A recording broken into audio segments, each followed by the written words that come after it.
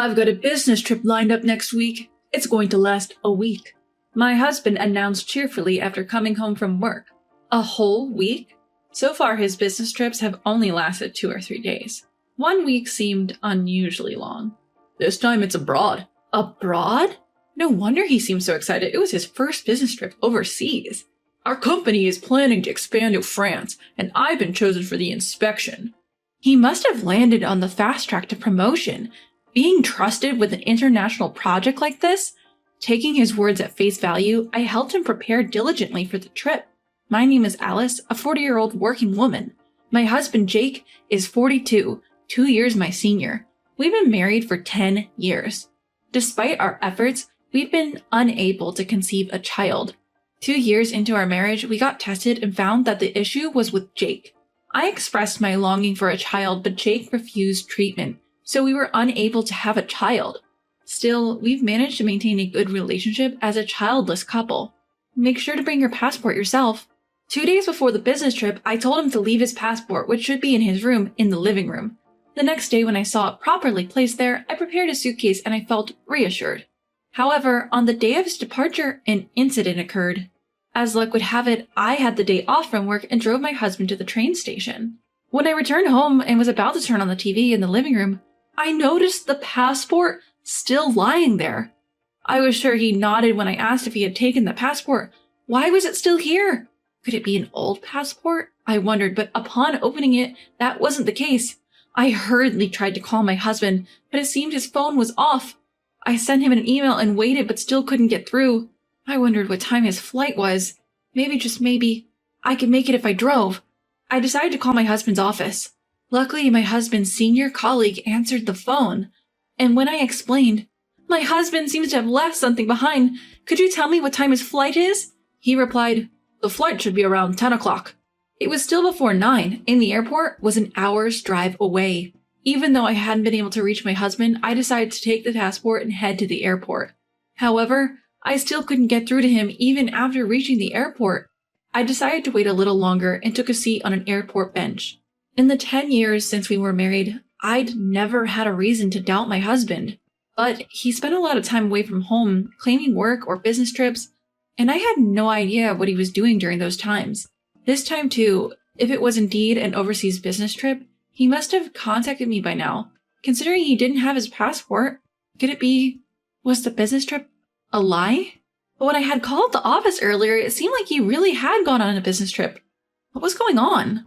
As I thought about these things, I started feeling irritated and decided to treat myself to a luxurious lunch alone before heading home.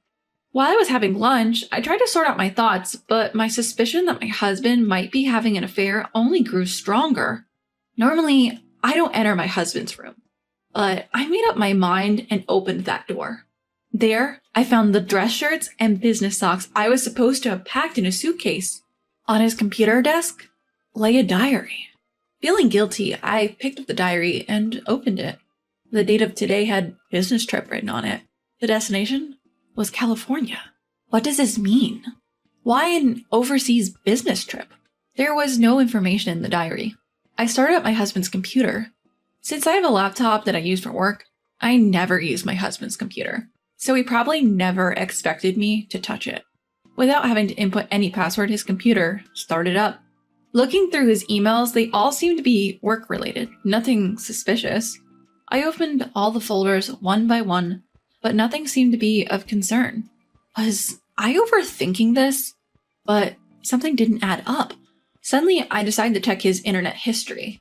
Then, I stumbled upon a shocking truth. Night fell, and I finally received a call from my husband. "What's going on? You've been trying to contact me all day." He sounded annoyed. Somehow I managed to stay calm and asked, "Where are you right now? You left something behind." "I've just landed in France. What did I leave behind?" At that moment, I thought I heard a woman's voice in the background, but I only conveyed the necessary information. "Your passport." "What?" Hearing my husband's flustered voice, I quickly lied. "Just kidding. You left behind one of your dress shirts. Can you manage with washing and such?" He sighed. "I'm not a kid. I can manage with one less shirt." Trying to sound as calm as possible, I said, "Right. Do your best on your trip," and hung up the phone. A week later, on the day my husband was to return home, I took the day off and waited at home. This week seemed both long and short at the same time, a strange feeling indeed. I was keeping a low profile in the living room when he came home in the evening. I was prepared to wait until midnight if necessary, as I wasn't sure what time he'd return. But he came back, earlier than expected. My husband walked into the dimly lit living room. "Welcome home." When I called out from the shadows, he was so surprised that he fell on his backside. "Alice, weren't you supposed to be at work? Turn on some lights at least." "I finished work, so I took the day off. I was so spaced out that I forgot to turn on the lights." That's what I said.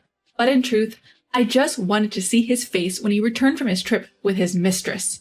"I'm sorry, I forgot to pack your shirts. I bet the laundry is piled up, right? I'll help you unpack." I tried to take his suitcase, but he pulled it away quickly. "There are some work documents in there. I'll unpack it myself. I'll take out the laundry later." With that, he retreated to his room.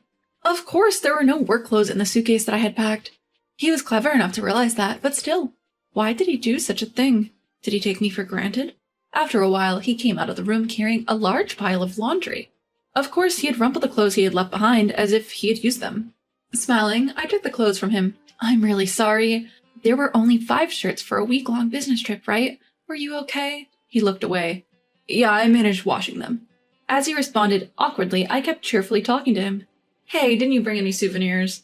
Then he sat down on a living room chair, distancing himself from me. "I was busy. I didn't have time for that." As we talked, I prepared a beer for him. He opened the beer. I grabbed the remote and turned on a show I had recorded. "Hey, this show was on the other day. Let's watch it. It's about Yosemite National Park in California. It's so beautiful. It makes me want to go. Jake, have you ever been there?" He glanced at me, then quickly looked away and shook his head. "Nah, I've never been to California." I feigned surprise. "Really?" When I said that, he nodded. Now it's my turn to counter. I shoved the screen of my smartphone in front of him. "But you've been to Yosemite National Park, and the food was delicious, wasn't it?" What was displayed on my phone was a blog post. When I checked his computer in his room, I found a blog that he frequently visited in his internet history. Looking at the blog, I saw a family from behind. The author of the blog seemed to be a man. Between the man and the woman, there was a young boy. If you just looked at this, you could guess it was a parenting blog. But the problem was the man. I couldn't see his face, but the clothing and stance were undoubtedly my husband's. When I saw that, I panicked and hyperventilated.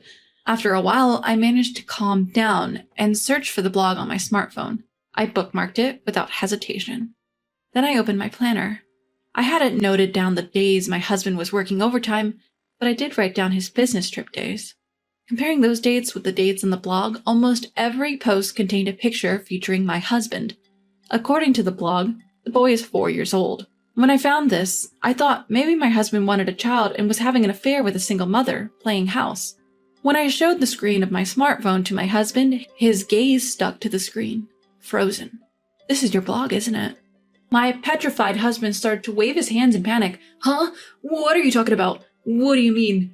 I could tell his voice was rising, and more than anger, laughter welled up within me. I pulled out my husband's casual clothes from the laundry he had given me earlier.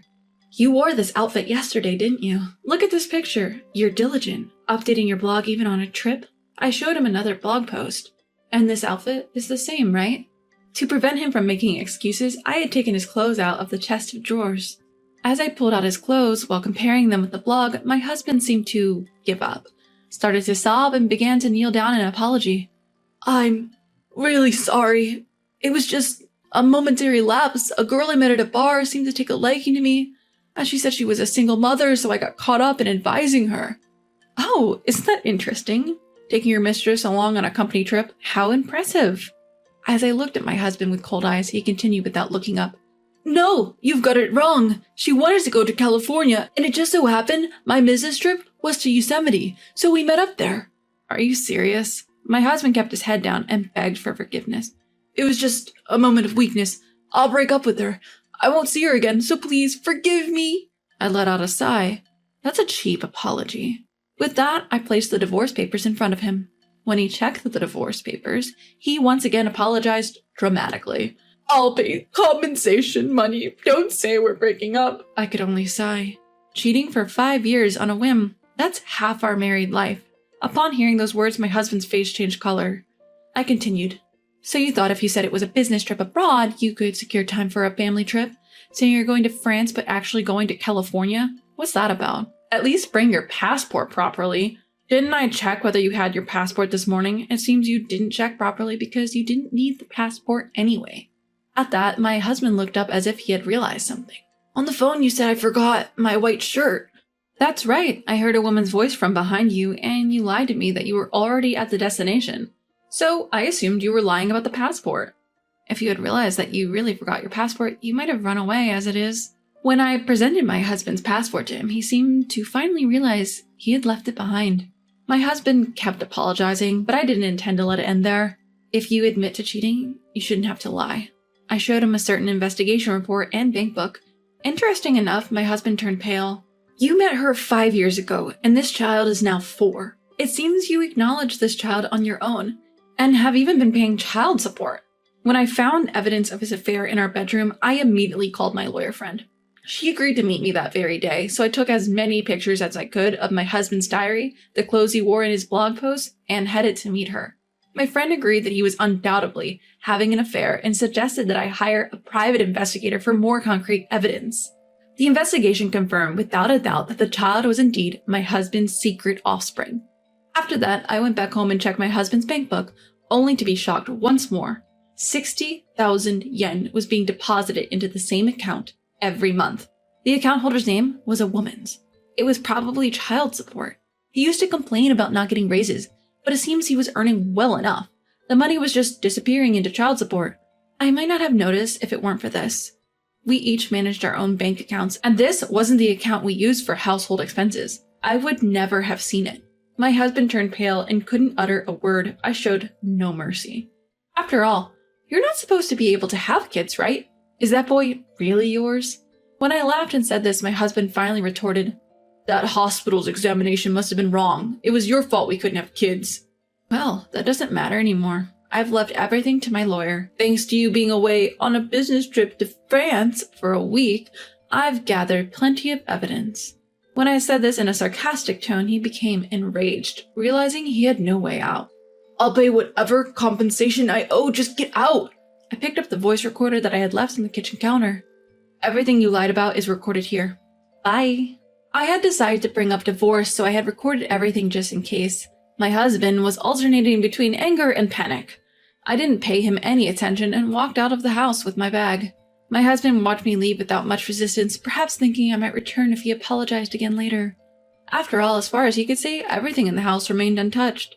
I wonder when he'll open the door to my room. I've moved out all the necessary items, so my room is now completely empty. Thinking about this made me feel somewhat happy, and I returned to my company dorm. Later, I formally requested compensation from my husband, and the divorce was settled smoothly. Of course, I also received compensation from the woman he cheated with. My ex-husband was berated by his mistress for revealing their affair. However, he seemed troubled by something I had said, so he asked her if the child was really his.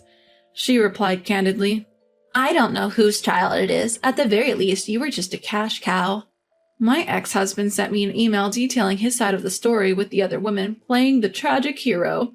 At first, I found it amusing, but I lost interest when I found out that he was forced to resign from his company and was living in poverty, so I blocked his emails. I have no idea what happened to him after that. I started a comfortable life in the company dorm, doing things I couldn't do while I was married, like going out for drinks leisurely and traveling with my colleagues. I'm enjoying my life.